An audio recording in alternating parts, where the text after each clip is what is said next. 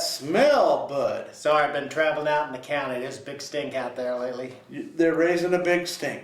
Another Yeah. big stink in the county. I know. You'd think that was only,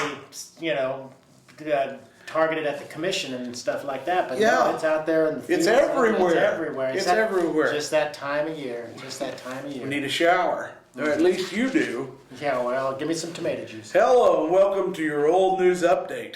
I'm Izzy Fitz. And I'm the very smelly Bud Driscoll. I'll say. Topping the headlines from yesteryear. May 18, 1960. Sign of summer. A young woman was seen walking down Iron Avenue Tuesday afternoon while wearing only a bathing suit and slippers and carrying a baby. A bad accident at the 7th Street intersection was narrowly averted. That's something I miss, bathing suits downtown. Do you suppose it was the bathing suit that caused it? Well, I don't think it was the baby, but No. you never know. You never know. Lots of people to wreck. You never know. May 17th, 1935. A man who called at relief headquarters here late Thursday was a retired farmer, retired by the dust storms of western Kansas. And now the so-called Dust Bowl has received rain, he is still reluctant to return, relief officials said.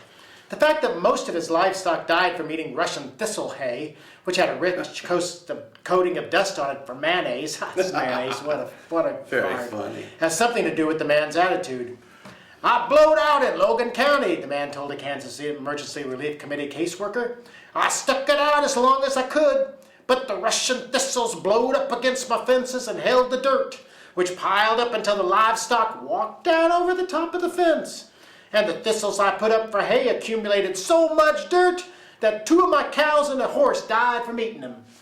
And I ate the cow and the horse. Yeah. Man, oh man, oh man. And that depression makes you depressed. It sure does. It must have been a depression. I know, great one. May 20th, 1910. Let's go to a different era. All right. Mary Convoy, who came to Salina this week after giving Wilbur Banker, special policeman, the chase of his life, I wish I'd have seen that, was caught last night and locked up. This morning she pleaded guilty to street walking and was fined 10 whole dollars plus court costs. That's a lot of money for just walking down the street. Yeah, she had no money and was committed to the city jail to await the appearance of friends to pay her fine. She probably had a few friends. Probably. Officer Tullis caught a man who was with her, but the man was allowed to go. He halted when the officers called to him at the Missouri Pacific Depot last night, but the woman took off her slippers, left them on the tracks, and ran north on Santa Fe across the tracks for about 3 blocks when she was caught by Banker. That's the policeman. She wasn't caught by just a banker, was she? No, I think it was the special policeman. Okay. Well, there's another news out of May 23rd, 1910. An Iceman named John Madden, I don't know, I guess that was before his broadcasting Wasn't that days. tough, apparently?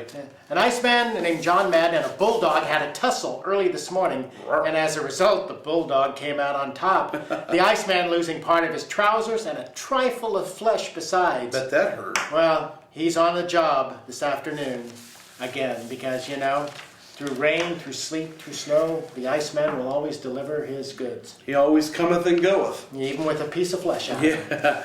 Read more about the way things used to be in the look back section of Monday's Salina Journal. We'll see you next week, and you have a good day, and I'll go get cleaned up and have a good time. We'll see you yesterday.